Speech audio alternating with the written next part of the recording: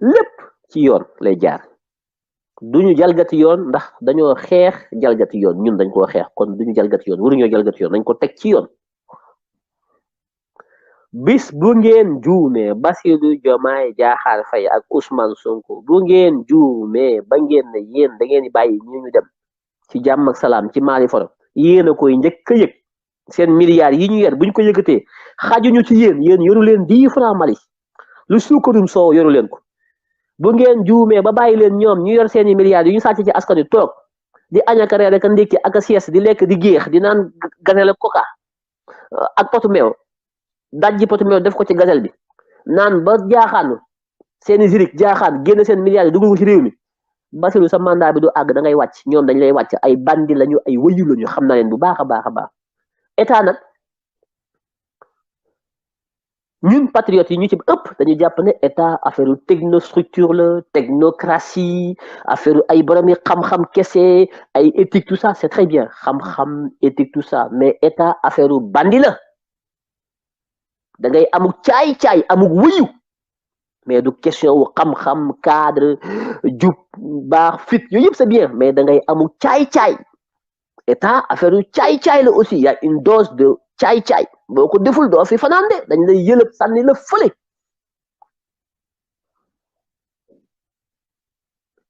lu leer laa la wax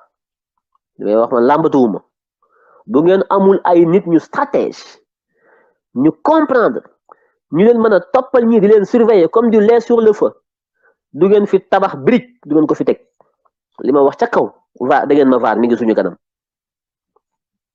il faut avoir autour du président Bassirou Diomaye Faye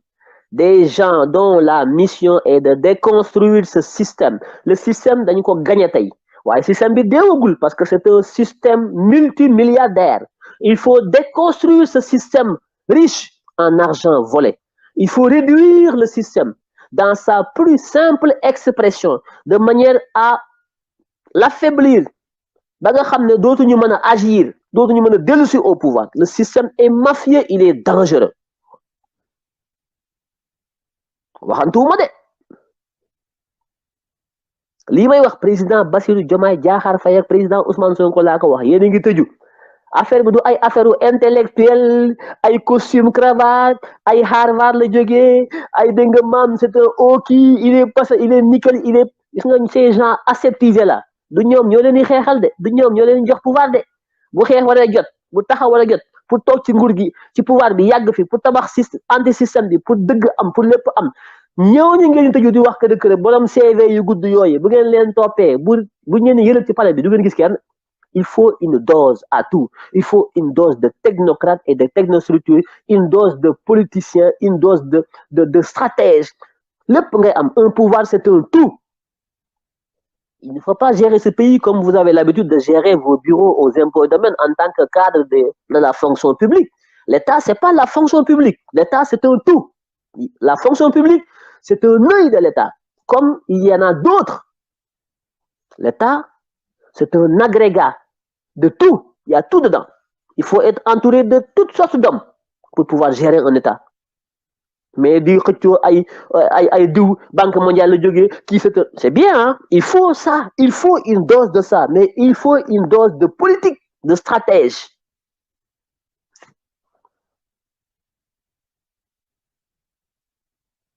mais bu ngeen fi non kii soxlawuma ko parce que oui man damay soxla ku jógee banque mondiale ku jógee MIT Harvard ku am d'ailleurs yéen Bassirou Diomaye ñoom dañ la doon xas barki démb ne amu leen expérience Ousmane Sonko Diomaye amuñu expérience Bassirou Diomaye nga tontu leen ne leen yéen seen expérience sàcc la donc faites attention yéen vous êtes victime de ça bu leen fi toog dem naan kii am na expérience kii am na xool leen ku bëgg réew mi ku am fit ku nekk stratège koo xam ne yéen a bokk jëmtuwaay koo xam ne fu ngeen tulli mu ta ngeen ma ne na ngeen getaru préparer seen bopp ba kenn du jot ci yéen c'est très important li ma leen di wax su ngeen ko deful rek di xool naan wuy patati patata dañ nga ñoom dañoo yeewu de opposition bi fi dañuy taxaw di xaar ñoom critique la ñuy def wuy seen gouvernement bi de moom ñi ci nekk ay ñii amuñu xam-xam ñii jànguñu ñii mënuñu lii loolu la ñuy def ko defee nag ñu dugal leen ci benn pax boo xam ne ngeen di dem di jëli ay nit ñoo xam ne kenn xamu leen bu ngeen gisee waa PUR maa ngi koy wax sama benn xarit bu nekk PUR ñu am ay résultats ci élection yoo xam ne résultats yi daf ma bett parce que man foog naa ne PUR ci dëgg-dëgg mooy la deuxième force boo doon ñëw su ma amee surprise ci élection yi mooy PUR te daf ma metti parce que suñu ay alliés lañ suñu ay partenaires lañ ma leen doon xaar ñun fu ñu jàllee PUR topp suñu ginnaaw man loolu laa doon xaar mais résultats yi PUR am c'est des résultats très décevants mu metti ma mais li ko waral ça s'explique mooy non seulement dañu yéex a investir seen candidat mais candidat bi kenn daf ko xamul candidat PUR bi sénégalais yi xamuñu ko parce que c'était un fonctionnaire bu nekkoon Nations Unies xaw ma fan nekk af Cameroun di liggéey bañ na suba la élection nga ñëw bëgg fi mais sénégalais yi xamuñu la tànn na ko ci un cadre la xaw ma fu mu jógee mu ñëw di théoriser c'est bien tout ça j'ai suivi son discours c'est quelqu'un de raisonné c'est quelqu'un de bien sauf que sociologie bi politique bi xamuñu ko politique c'est une science li dal waa PUR Ousmane Sonko ak Bassirou Diomaye Faye bu ñu moytuwul moo leen di dal léegi jot nañu pouvoir bi ñëpp a ngi ñëw ku nekk ngi ñëw gars yi defar seen CV ñëw ku nekk ñëw taxaw gis nga borom CV yooyu bu ngeen leen moytuwul am na il faut ngeen jël ci il faut des doses 15% fii 15% il faut ngeen da ngeen koy saam domaine bu ne ngeen am ci benn quota dugal c'est ça un gouvernement c'est ça un état mais vous voulez faire un gouvernement de technocrates de techniciens vous allez mordre les doigts un gouvernement est d'abord par essence politique parce que c'est par la politique qu'on gagne c'est par la politique qu'on devient président c'est par la politique qu'on a la légalité et la légitimité donc taxaw naan duma politique dama lay kërë da ngay tabax Sénégal ba noppi ñu folli la sànni la fële Abdoulaye Wade leen dàqoo tabax Macky Sall tabax na Sénégal gépp mais dañu koo folli teg fële bu doon tabax rek la gi boo taxaw toog kon kenn du folliku attention il faut pas faire l'erreur hein. Nous avons besoin d'un gouvernement extrêmement compétent mais extrêmement politique parce que politique moo leen si bàyyi bu ngeen bàyyee politique rek folliku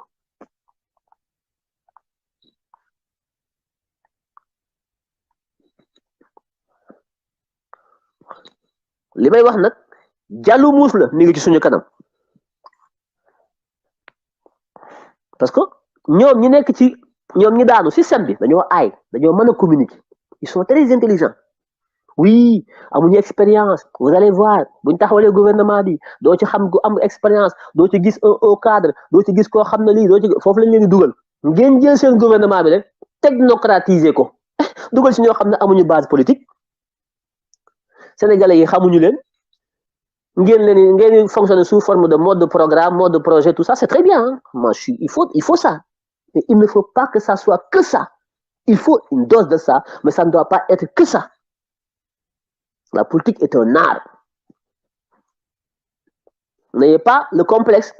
de responsabiliser ceux qui sont avec vous, ceux qui ont toujours été avec vous, ceux qui se sont battus. Il faut les responsabiliser. Il n'y a pas une expérience acquise d'office. Une expérience, ça s'apprend. C'est avec le temps qu'on se bonifie. Mettez vos hommes de confiance qui sont émus, comment dire, qui sont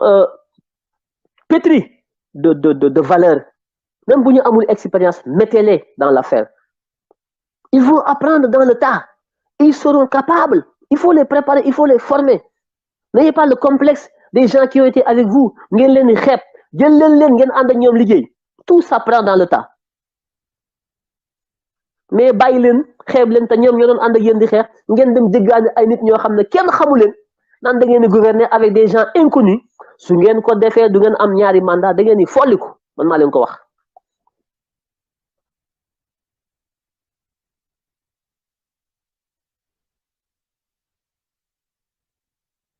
Voilà ni ku nekk li mu am lay demee marché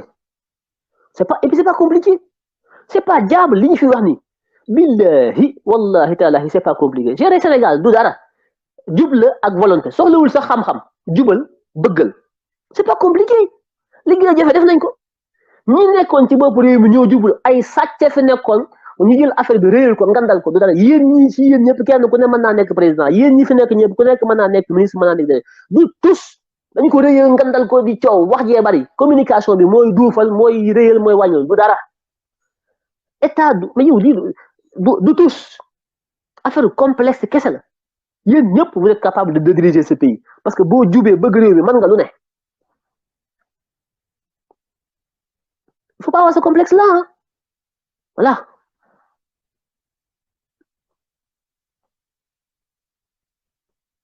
loolu moom dama leen koy baax ñoom ñaar président Ousmane président Diomaye loolu nañ ci bàyyi xel.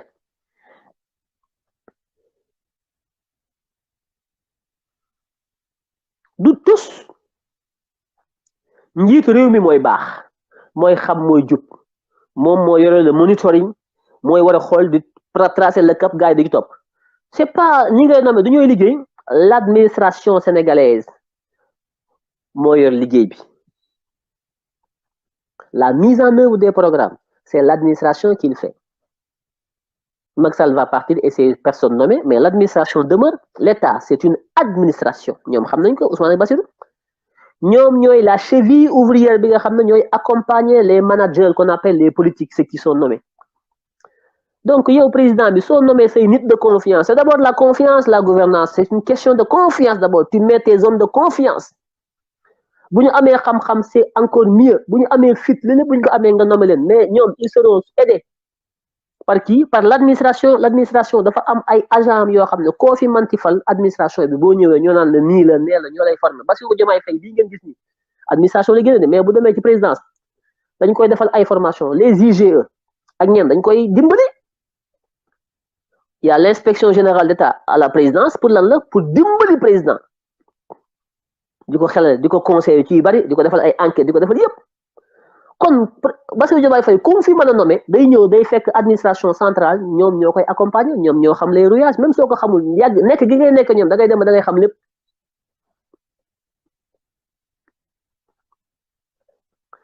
on ne gouverne pas avec les hommes politiques seulement on gouverne aussi avec l'administration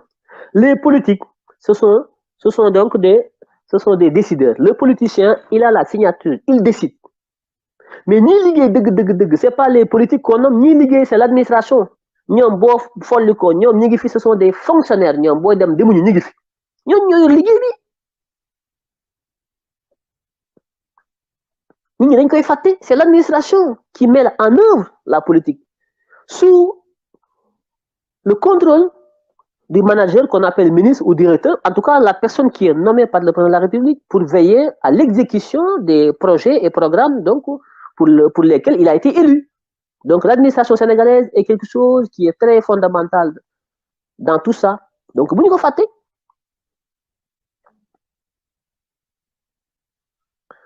La colonne vertébrale de l'État, c'est l'administration qui est là. Macky Sall va partir, l'administration va rester. Bassirou Diomaye Faye va trouver l'administration, la même que Macky Sall avait dans l'administration. Cette administration-là, a une fonction support des décideurs politiques. Il faut être bien entouré. Le management, c'est ça. Man nga baña xam dara, mais si tu es bien entouré, da ngay muju ay, da ngay xam. Il faut, c'est l'entourage qui fait problème. Muy président, des premier ministre bi yépp. Le problème de ce pays, c'est un problème d'entourage. Moo koo fi fal mu ne oui mënta dem parce que ñi ko wër a baaxul entourage baaxul le premier problème de ce pays c'est de concocter un bon entourage entourage bu baax mooy succès mooy tax nga am ndam un bon entourage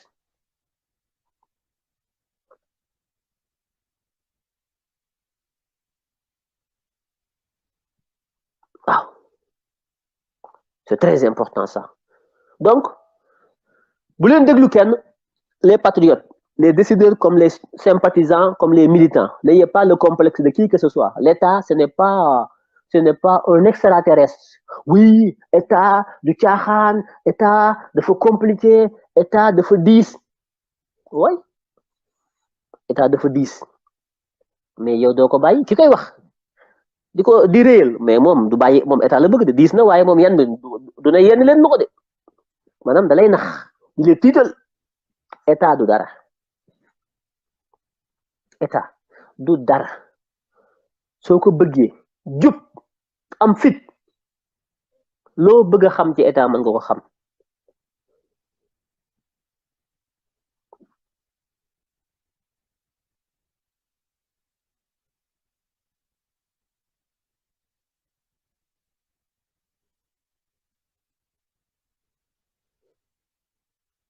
donc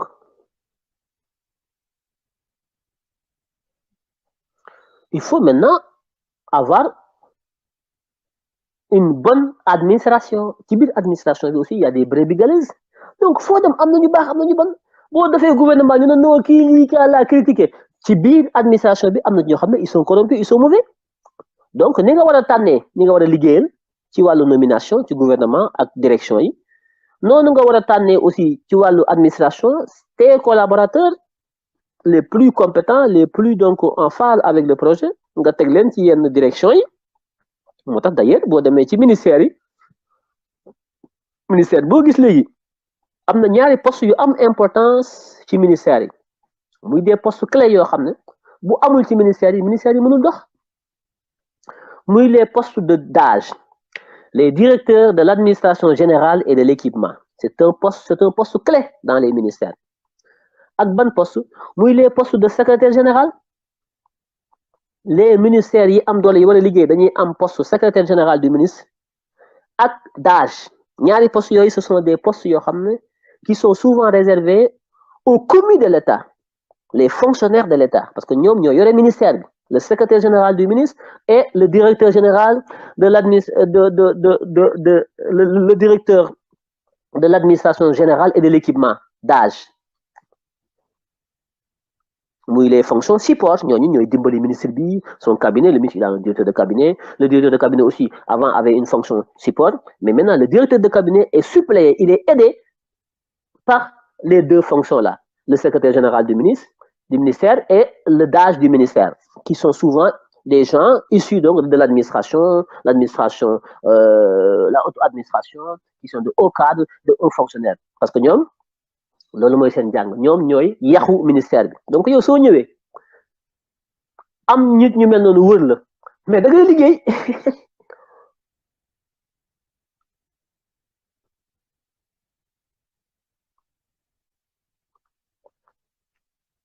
te ñooñu président mooy nommé après ci ministère yi par décret donc il faut choisir les bons administrateurs les bons cadres de l'administration sénégalaise les meilleurs ñi nga xam ne sont pas corrompus choisir leen dispatcher leen ci les ministères yi nga xam ne da nga bëgg ñu liggéey ñu ñëw en fonction support ànd ak ministre bi pour liggéey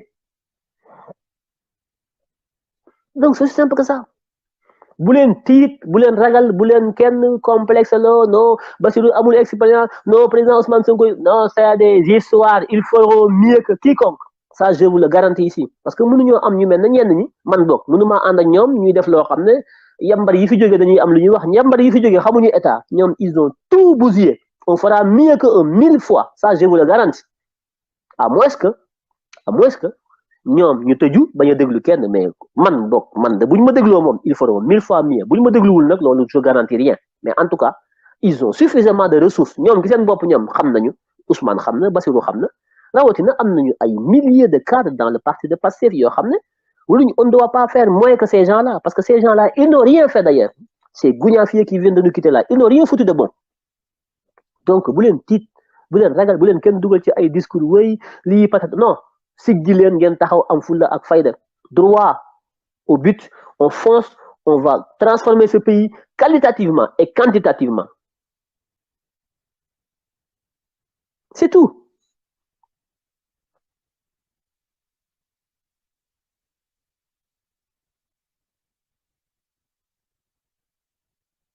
donc na ku nekk def loolu ci sa xel ak ci sa bopp may wax ne tey résultat provisoire dina génn au niveau de la cour d'appel de Dakar tey la cour d'appel de Dakar est censée donner les résultats tey aujourd'hui su ko joxee ñu yël mbir mi yóbbu ko conseil constitutionnel mën na joxe résultat yi suba définitivement Bassirou Diomaye Diakhar Faye est élu président de la République définitivement suba wala boog au plus tard àjjuma mbirum élection bi moom féete na boor pare nañ ci ñaari résultats yi war a génn muy les résultats provisoires et les résultats définitifs bii cour d'appel moo koy joxe tey dina génn beneen bi suba wala gannaaw suba au plus tard vendredi dina génn mbirum élection moom ñu taxañ ko teg ko fule pare nañ ci lundi ou mardi lundi sax wala mën na nekk samedi wala dimanche président Bassirou Diomaye Diakhar Faye dina def prestation de serment devant le conseil constitutionnel les choses vont s'accélérer donc dina def prestation de serment xëy na ci week-end bi la koy def wala mu def ko lundi au plus tard lundi dina def prestation de serment devant le conseil constitutionnel.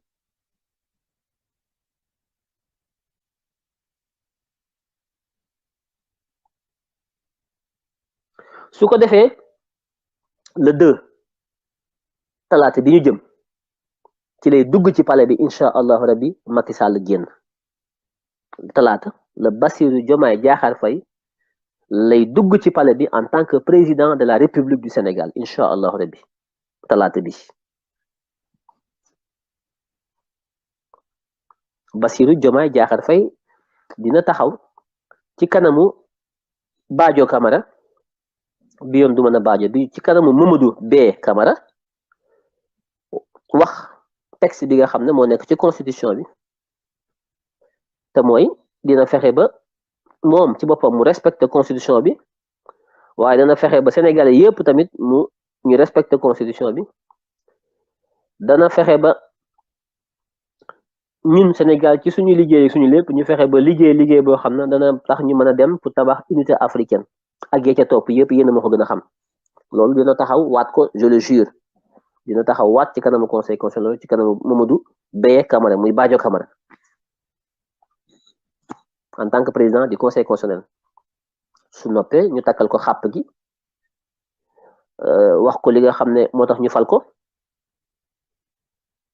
wala boog avant muy waat lañ koy xamal loolu le président du conseil constitutionnel dina def discours boo xam ne tënk lay doon ci bëgg-bëggu askan wi fi réew mi toll ak li askan wi di xaar ci pal gi ak lu tax ñu fal ko ak moom ban taxawaay la war a am ci liggéeyal askan wi loolu président conseil constitutionnel dana ko fàttali laata mu koy jox kàddu gi mu mën a jóg taxaw waat loolu ab cérémonie la ren dama xamul ndax dana am comme ni mu daan amee am ay invité am ay président de la république ci sous région bi wala feneen yu ñëw ñu def ko ci salle bu mag ñu def liste ñi war a ñëw ak ñi war a ñëw am na ñu may woo naan oui mais liste bi est-ce que dina am prestation de serment bi dama bëgg a dem dañuy def war a dem ñii laa man leen loolu lépp daal man xamaguma parce que dafa am lu jiitu loolu mooy résultat yi war a génne provisoirement ak résultat définitif yi xamaguma fu mu toll bu génne ba noppi nag dañuy xam waaye ren tamit dañoo xam ne mbir mi dafa cëkk ndax élection yi dañ koo tuxaloon daana am ba noppi ñu dese weer wala lu ci topp ñu mën a def loolu lépp mais bi yoon moom lépp ci ab semaine lay yem ndax yéen a ma gën a xam ni mu demee bi yoon moo tax est-ce que loolu lépp dana fi ma xaj organiser ko salle bi nit ñi ñëw cérémonie bi yooyu yëpp dafa nekk lu xat moo tax te fii ak le 2 war nañoo dégg nga maam jox lenge yi Bassirou Diomaye Diakhar Faye ndax président Macky Sall ci lay génn dem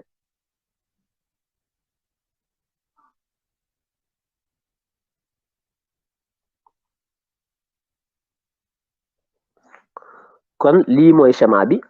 talaata incha allahu rabbi monsieur le président de la république Bassirou Diomaye Faye moom la ñuy def fépp moom la ñuy bind fépp moom la ñuy dégg nga maam nag mandargale fépp waaw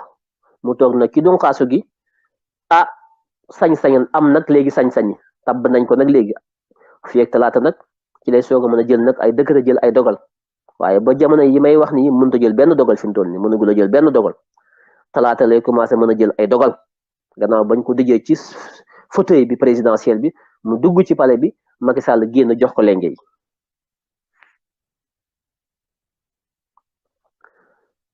waaye bu loolu weesoo daañu taxawal gouvernement jël ay décret yu baree bari ci wax naa leen ko démb nommé ñu baree bari dana def ay nomination yu dul jeex waaye soppi ko yu mag a mag yi war a soppi ci réew mi sur le plan des réformes la réforme des institutions sur beaucoup de plans mënagu ko def ndax pour mu mën ko def il faut que mu mën a am doole ci assemblée bi am ay député yu doy yu ko mën a tax mu mën a voter loi yi pour indi soppite yu mën a indi ci wàllu yoon ci wàllu droit moo tax il faut que ñu xalaat ci élection législative yi man maa ngi ci commencé xalaat déjà élection yi kañ la war a am les élections législatives parce que assemblée bi moom du continuer parce que ni mu configuré woo daanaka majorité amul fenn benn yeewi askan wi amuñu majorité yenn loi yi loi organique loi constitutionnelle soo ko bëggee changer il faut nga am une majorité qualifiée c'est pas le cas amuñu ko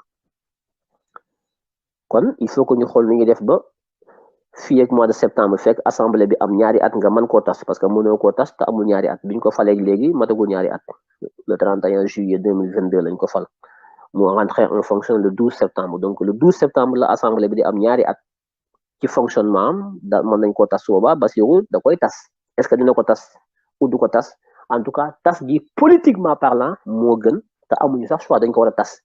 parce que boo ko tasul mënoo gouverner ndax amuloo limu député bu doy boo xam ne loo indi ci loi ci wàllu soppiteeg defar ci assemblée bi ñu mën koo voter rawatina nag les lois constitutionnelles et les lois organiques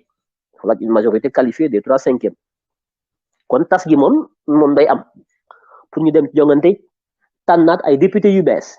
fexe ba ni ñu ko falee ci 57-58% ñu fexe ba jox ko 60 ñu fexe ba jox ko 70-75% des députés fexe ba jox ko limu député yu doy sur les 165 députés ñu jox ko 140 yi 130 yi 135 140 députés yépp ñu teg ko ci loxoom nga xam ne nag léegi nag moom dañ koy jox léegi yépp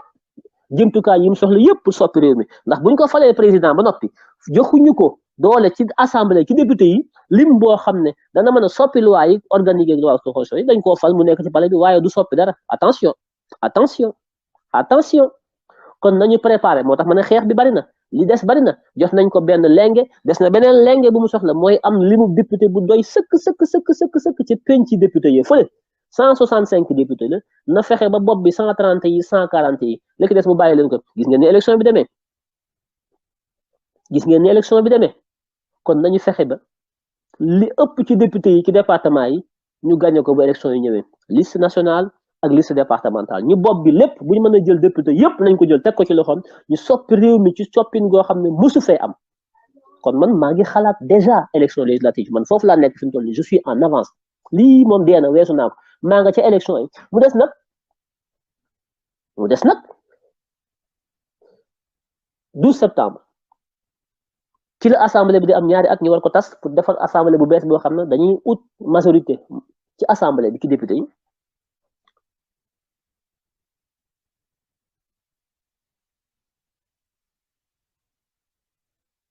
bu leen fàtte ne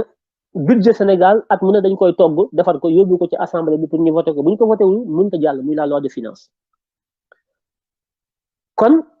début septembre marathon budgétaire bi ci la war a tàmbali normalement wala boog début octobre novembre décembre au plus tard war na fekk ñu voté budget bi la loi de finance buy consacrer le budget de l'année